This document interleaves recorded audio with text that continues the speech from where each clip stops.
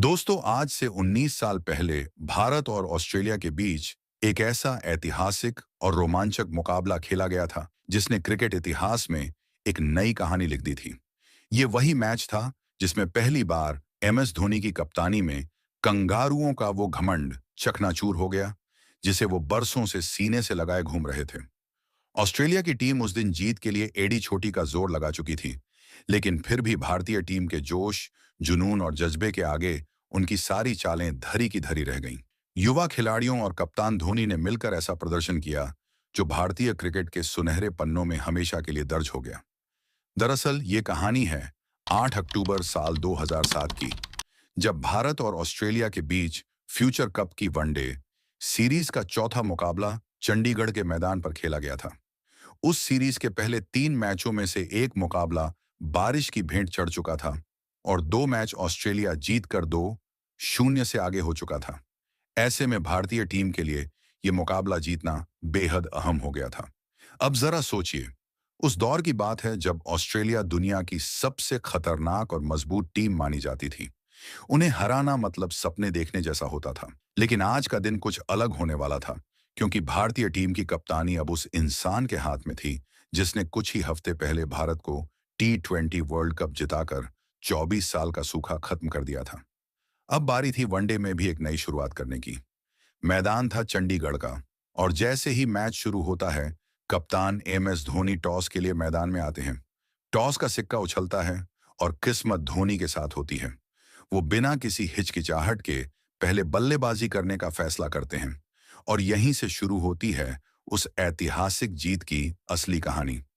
अब शुरू होती है भारतीय टीम की पारी, और ओपनिंग के लिए मैदान में उतरते हैं टीम इंडिया के टाइगर सौरव गांगुली, और दूसरी ओर खड़े होते हैं क्रिकेट के भगवान सचिन तेंदुलकर।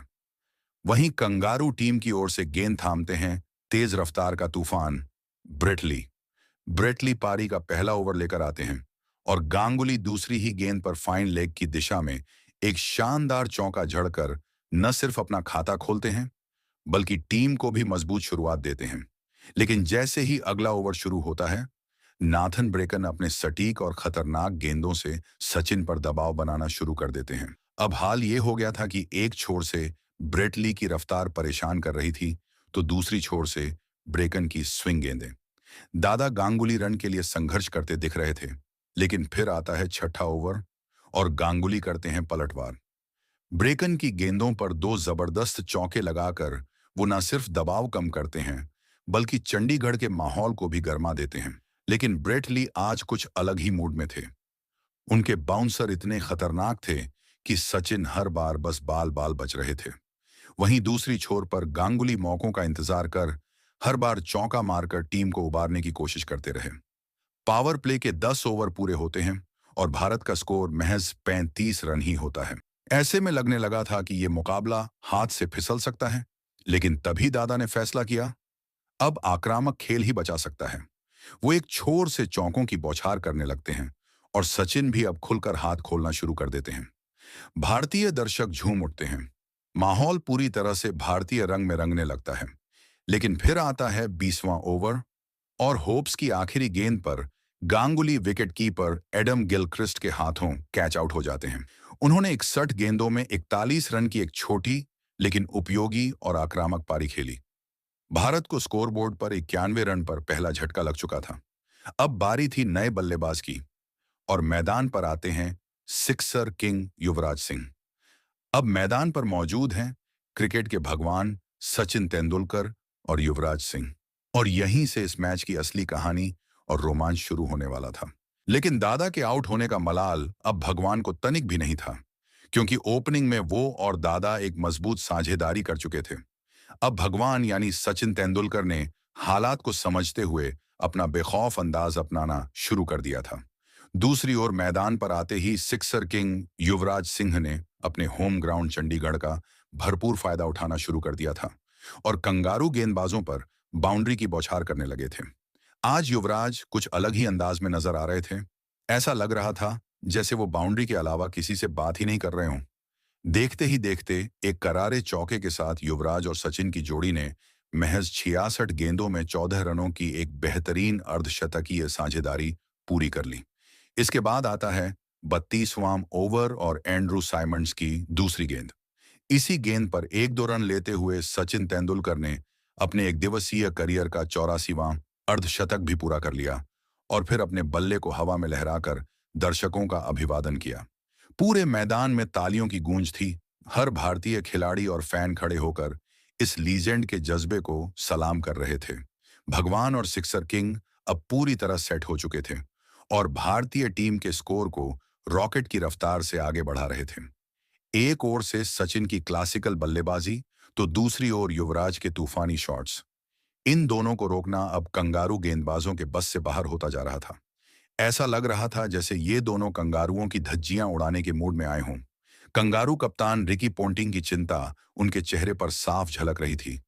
वहीं दूसरी तरफ स्टेडियम में मौजूद हर भारतीय फैन तिरंगा लहराकर इस साझेदारी का जश्न मना रहा था।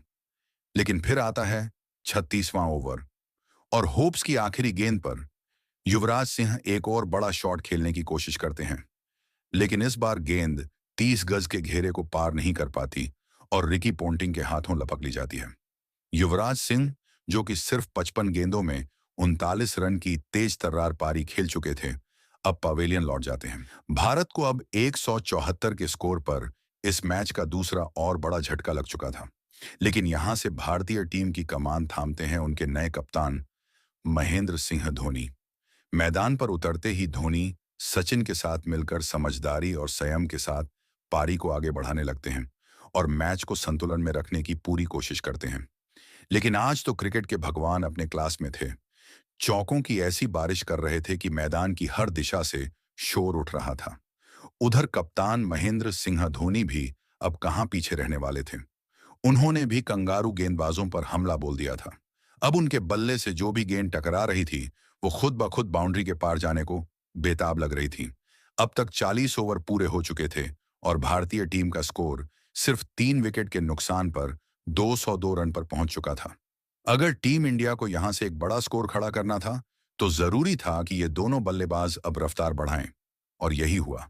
सचिन ने गियर बदलते हुए आक्रामक बल्लेबाजी शुरू कर दी और वहीं धोनी ने भी कंगारू गेंदबाजों की जमकर खबर लेना शुरू कर दिया। कंगारू कप्तान रिकी पोंटिंग को अब समझ नहीं आ रहा था कि गेंद किसे थमाए, क्योंकि धोनी ने साफ कर दिया था कि उन्हें क्या करना है और वो कर भी रहे थे। अब मैदान में हर भारतीय फैन झूम रहा था। एक तरफ सचिन का अनुभव तो दूसरी तरफ धोनी की धुआंधार बैटिंग। पूरा स्टेडियम मंत्रमुग्ध था। लेकिन फिर आता है 42वां ओवर और 5वीं गेंद पर एक दुर्भाग्यपूर्ण पल। ब्रेट ली के थ्रो पर सचिन तेंदुलकर रन आउट हो जाते हैं। कहा जाता है कि एडम गिलक्रिस्ट की अपील से सचिन का ध्यान भटक गया था। सचिन ने 119 गेंदों में 69 रनों की बहुमूल्य पारी खेली और अब पवेलियन की ओर लौट गए। अब तक भारतीय टीम का स्कोर 3 विकेट पर 221 रन हो चुका था और लगभग 42 ओवर पूरे हो चुके थे। बचे थे सिर्फ 8 ओवर। यहीं से और तेज बल्लेबाजी की जरूरत थी। इसलिए अब मैदान पर उतरते हैं स्टाइलिश बल्लेबाज रॉबिन उथप्पा। रॉबिन उथप्पा और धोनी मिलकर आखिरी 8 ओवरों में ताबड़तोड़ बल्लेबाजी करते हैं और कुल 17 रन जोड़ देते हैं। और जैसे ही पारी की आखिरी गेंद आती है, एमएस धोनी एक शानदार चौका लगाकर इस मैच में अपना अर्धशतक पूरा कर लेते हैं। इसके साथ ही भारतीय टीम का स्कोर पहुंच जाता है 291 रनों पर, यानी कंगारुओं के सामने जीत के लिए लक्ष्य था 292 रन। एक बड़ा टारगेट जरूर था, लेकिन ऑस्ट्रेलिया उस दौर की सबसे मजबूत टीमों में से एक थी और उनके पास भी ऐसे कई योद्धा थे जो इस स्कोर को चुटकियों में हासिल करने का दम रखते थे। अब शुरू होती है कंगारुओं की जवाबी पारी। ओपनिंग के लिए मैदान में उतरते हैं उस समय की सबसे खतरनाक सलामी जोड़ी एडम गिलक्रिस्ट और मैथ्यू हेडन। और आते ही दोनों बल्लेबाज अपने इरादे जाहिर कर देते हैं। कुछ बेहतरीन चौकों के साथ वो पहले ही 5 ओवर में टीम का स्कोर 730 रन तक पहुंचा देते हैं। यानी मुकाबला अब पूरी तरह बराबरी का हो चला था। शुरुआत में ही इन दोनों कंगारू बल्लेबाजों की आक्रामक बल्लेबाजी को देखकर हर भारतीय फैन की आंखों में मायूसी छाने लगी थी। लेकिन तभी भारतीय कप्तान महेंद्र सिंह धोनी दिखाते हैं अपनी मास्टरमाइंड चाल और छठे ओवर में आरपी सिंह की गेंद पर एडम गिलक्रिस्ट को जहीर खान के हाथों कैच आउट करवाकर सीधा पवेलियन भेज देते हैं। ऑस्ट्रेलिया को इस बड़े स्कोर का पीछा करते हुए अब 33 रन के स्कोर पर पहला झटका लग चुका था, और वो भी सबसे खतरनाक खिलाड़ी गिलक्रिस्ट के रूप में। अब बल्लेबाजी करने आते हैं कंगारू कप्तान रिकी पोंटिंग। और जैसे ऑस्ट्रेलिया की हमेशा से एक परंपरा रही है कि विकेट गिरें या ना गिरें, रन रुकने नहीं चाहिए, तो हेडन इस रिवायत को आगे बढ़ाते हुए लगातार बाउंड्री पर बाउंड्री लगाए जा रहे थे। इधर पोंटिंग भी आते ही 10वें ओवर में आरपी सिंह को आड़े हाथों ले लेते हैं, और इस ओवर में ताबड़तोड़ 3 चौके लगाकर 16 रन लूट लेते हैं। अब पावर प्ले भी खत्म हो चुका था, और स्कोरबोर्ड पर ऑस्ट्रेलिया एक विकेट के नुकसान पर 75 रन तक पहुंच चुका था। लेकिन यहां से जो होने वाला था, शायद ना किसी भारतीय फैन ने सोचा होगा, ना ही टीम इंडिया के गेंदबाजों ने। हेडन एक छोर से लगातार चौके बरसा रहे थे, और दूसरी ओर पोंटिंग भी गेंदबाजों की धुनाई करने में कोई कसर नहीं छोड़ रहे थे। देखते ही देखते पोंटिंग एक शानदार चौका लगाकर हेडन के साथ मिलकर केवल 41 गेंदों में 56 रनों की जबरदस्त अर्धशतकीय साझेदारी पूरी कर लेते हैं। उधर 13वें ओवर में हेडन सौरव गांगुली को एक जबरदस्त चौका और फिर एक सिंगल लेकर महज 39 गेंदों में अपना तूफानी अर्धशतक पूरा कर लेते हैं, और बल्ला उठाकर दर्शकों का अभिवादन करते हैं। कंगारू खेमे में अब तालियों की गूंज थी, और हर कोई हेडन की इस आंधी को सलाम कर रहा था, क्योंकि हेडन आज भारतीय टीम पर कहर बनकर टूट रहे थे। अब स्कोर बोर्ड पर ऑस्ट्रेलिया का स्कोर 3 विकेट के नुकसान पर 101 रन से ऊपर पहुंच चुका था, और जीत के लिए उन्हें बचे हुए 36 ओवर में 190 रन की जरूरत थी। लेकिन हेडन अब भी रुके नहीं थे। ऐसा लग रहा था जैसे उन्होंने ड्रेसिंग रूम से ही ठान लिया हो कि ये मैच अकेले दम पर जीत कर ही लौटेंगे। तभी फिर से धोनी अपना दिमाग चलाते हैं, और 19वें ओवर की दूसरी गेंद पर इरफान पठान के जरिए कंगारू कप्तान रिकी पोंटिंग को विकेट के पीछे स्टंपिंग करवा देते हैं। तेज गेंदबाज के खिलाफ इतनी तेज स्टंपिंग करना किसी चमत्कार से कम नहीं था, और पोंटिंग हैरान रह जाते हैं। वो हक्के बक्के होकर पवेलियन लौटते हैं, और स्टेडियम में हर भारतीय फैन अब धोनी की इस अद्भुत चाल पर झूम उठता है। अब मैदान पर आते हैं माइकल क्लार्क।